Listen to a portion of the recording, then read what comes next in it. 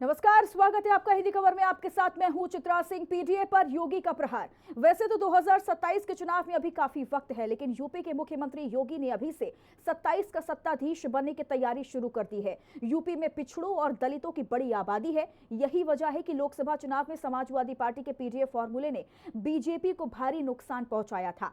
BJP को 80 लोकसभा सीटों में से महज 33 सीटें ही मिली थी। लेकिन अब यूपी के मुख्यमंत्री ने अखिलेश के पीडीए प्लान की काट निकाल ली है। सीएम योगी का नया दांव, अखिलेश के पीडीए पर प्रहार। 2027 का संग्राम, योगी की नई टीम हो रही तैयार। बीजेपी का प्लान ओबीसी और दलित, योगी बनेंगे 27 के सत्ताधीश। बीजेपी मंडल अध्यक्षों में 45% से ज्यादा ओबीसी। लेकिन मैं कह सकता हूं खटाखट नहीं, 27 में सपा चट के लिए तैयारी रखी। 27 में सपा चट। 27 का सत्ताधीश बनने के लिए सीएम योगी ने अभी से मोर्चा संभाल लिया है। वो एक तरफ अयोध्या, काशी, संभल और प्रयागराज के जरिए सनातन को एकजुट कर रहे हैं।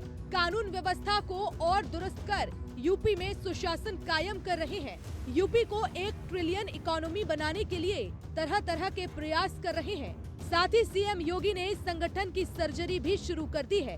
सपा के पीडीए फॉर्मूले की काट ढूंढकर सीएम योगी बीजेपी संगठन को मजबूत कर रहे हैं, जिससे आने वाले चुनाव में बीजेपी संगठन पूरी मजबूती के साथ उतरे और उत्तर प्रदेश में फिर से कमल खिल सके।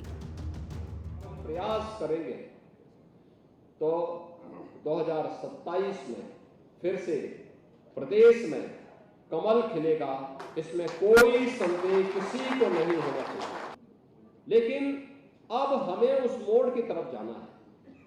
हमारे जो नवनिर्वाचित विधायकगण हैं, इनके पास भी लगभग 2 वर्ष का समय है। इन 2 वर्ष में सघन जनसंपर्क के माध्यम से एक एक कार्यकर्ता को जोड़ना, एक एक के साथ बेहतर संवाद बनाना और सरकार के कार्यक्रमों को जनता जनार्दन तक पहुंचाने के लिए उस अभियान को आगे बढ़ाना।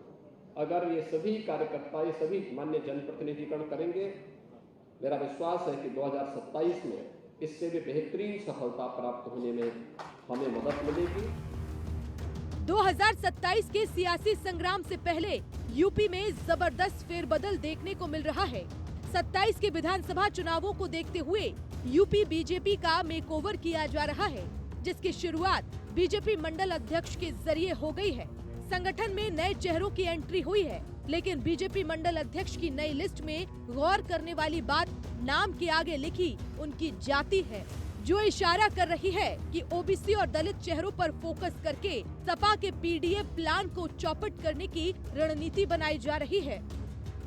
बीजेपी के 98 संगठनात्मक जिलों में कुल 1819 मंडल हैं, जिसमें से पार्टी ने पहले चरण में जिन 750 मंडल अध्यक्षों के नामों का ऐलान किया है, उसमें से करीब 45% मंडल अध्यक्ष बदले गए हैं। दलित और ओबीसी चेहरों पर बीजेपी का फोकस है। कई जिलों में दवम समुदाय के वोटर्स के हिसाब से मंडल अध्यक्ष चुना गया है। 750 में से करीब 340 मंडल अध्यक्ष पिछड़े समाज से बनाए गए हैं। इनमें सबसे ज्यादा 29 मंडल अध्यक्ष कुर्मी समाज से बनाए गए हैं। उसके बाद मौर्य, सैनी, शाक्य, कुशवाहा समाज से हैं। वहीं ब्राह्मण समुदाय से 117 और 91 ठाकुरों को मंडल अध्यक्ष बनाया गया है। वैसे तो बीजेपी ने करीब 45% मंडल अध्यक्ष दलित और ओबीसी समुदाय से बनाए हैं, लेकिन शहरी इलाकों के मंडलों में वैश्य और ब्राह्मण समाज के नेताओं को ही तरजीह दी गई है, जिससे समझा जा सकता है कि किस तरह से प्लान के तहत बीजेपी 2027 की तैयारी कर रही है। बता दें कि नए मंडल अध्यक्ष ही विधानसभा चुनाव 2027 में मंडल स्तर पर चुनाव प्रचार और प्रबंधन की कमान संभालेंगे। इससे पहले उन पर पंचायत चुनाव 2026 में पार्टी का परचम लहराने की जिम्मेदारी होगी। सरकार की निगाह में अल्पसंख्यक और बहुसंख्यक का भेद नहीं, जाति का भेद नहीं, संप्रदाय का भेद नहीं। सरकार की निगाह तो एक है और वह है सबका साथ, सबके विकास। हमारी दृष्टि एक है और वह सबके साथ और सबके विकास को लेकर के, हम उन्हीं भावनाओं को लेकर के कार्य कर रहे हैं।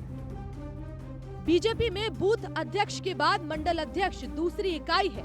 वास्तविक रूप में पार्टी के अभियान और कार्यक्रम को जमीन पर उतारने में मंडल अध्यक्ष ही बड़ी भूमिका निभाते हैं। मंडल अध्यक्ष से ही पार्टी नई लीडरशिप तैयार करती है और बीजेपी के मंडल अध्यक्षों की पहली लिस्ट में जिस तरह से पिछड़ा वर्ग और दलित पर फोकस है, तो क्या इसका मतलब ये है कि सत्ताधारी दल बीजेपी अखिलेश के पीडीए की काट तलाश रही है? वैसे आपको बता दें कि मंडल अध्यक्ष के अलावा यूपी बीजेपी में जल्द ही संगठन स्तर पर भी और बड़े फेरबदल होने वाले हैं। बताया जा रहा है कि पार्टी संगठनात्मक जिलों में जिला अध्यक्ष की नियुक्ति भी 15 जनवरी तक कर देगी।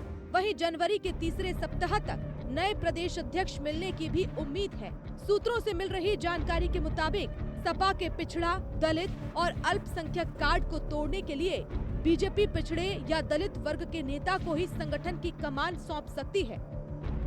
BL Verma, Amarpal Maurya, Baburam Nishad, Vinod Sonkar, Vidyasagar Sonkar, Prakash Pal, Harish Dwivedi, Dinesh Sharma UP BJP के प्रदेश अध्यक्ष बनने की रेस में है और ये सभी दावेदार लखनऊ में समीकरण बैठाने के साथ दिल्ली में बीजेपी के राष्ट्रीय कार्यालय से लेकर नागपुर स्थित आरएसएस मुख्यालय तक संपर्क साधने में जुटे हैं। इस समाजवादी पार्टी ये पीडीए की बात तो करती है, लेकिन मैं आपको बताऊं इनका पीडीए क्या है। ये प्रोडक्शन हाउस ऑफ दंगाई एंड अपराधी है। ये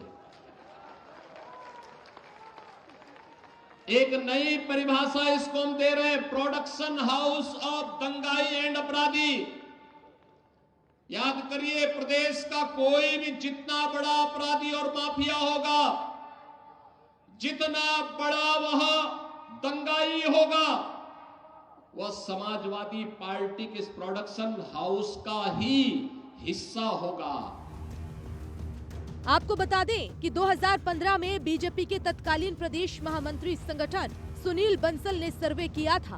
पार्टी में 67% पदों पर अगड़ी जातियों के नेता हैं, बाकी 33% में पिछड़े और दलित हैं। जिसके बाद उन्होंने 2016 में बीजेपी की नई टीम में ओबीसी का फॉर्मूला अपनाया और संगठन में दलित और पिछड़े चेहरों को जगह दी। बीजेपी को इसका फायदा 2017 के विधानसभा चुनाव में मिला। 2022 में भी योगी को बम्पर जीत मिली, लेकिन उसके बाद समाजवादी पार्टी के पीडीए वाले नारे ने 2024 के लोकसभा चुनाव में बीजेपी को बड़ा नुकसान पहुंचाया था। बीजेपी को 80 लोकसभा सीटों में से सिर्फ 33 सीट ही मिली थी। हालांकि सीएम योगी की अगुवाई में उपचुनाव में बीजेपी ने वापसी कर ली और अब सोशल इंजीनियरिंग के जरिए सीएम योगी उत्तर प्रदेश में बीजेपी का एक ऐसा मजबूत संगठन तैयार कर रहे हैं जिसमें वैसे तो हर जाति, वर्ग और समुदाय के लोग होंगे, लेकिन इसमें दलित, पिछड़ा और अल्पसंख्यक वर्ग को ज्यादा तरजीह दी जाएगी और इसी के साथ ही बीजेपी 2027 के चुनाव में शंखनाद करेगी। हिंदी खबर की स्पेशल रिपोर्ट। लेकिन मैं कह सकता हूँ खटाखट नहीं, 27 में सपा चट के लिए तैयारी रखी।